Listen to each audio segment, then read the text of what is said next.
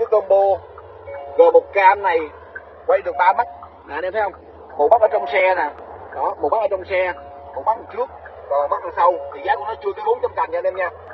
Đây là phân khúc cao hành trình giá rẻ nha. Tôi thì cái loại cam này mà nó quá nhiều ưu điểm như vậy mà giá thành thì rẻ thì anh em lại tỷ nó hay có quá nhiều lời nói nha. Thì câu nói mà tiền nào của đó nha anh em nha. Đó. Đây là một con cam 3 mắt, có thể quay đằng trước, quay trong xe, quay sau nha. Giá rẻ, dễ sử dụng nha. Như quay ở trong xe thì chỉ quay được ở phía sau thôi nha anh em nha. Đó, nó không có lấy được góc rộng luôn nha anh em. Thì cái sản phẩm này nè mình có để trong giá hàng nha. Anh em nào đang thích một cái con cam 3 mắt thì nhanh tay bán đi ra hàng anh em nha, giá rẻ nè. Anh em ở đây nó có cái bạn đó, anh em vặn là nó sẽ cứng nha anh em nha, không có dán keo anh em nha. Đó, có một cái màn hình lớn để anh em.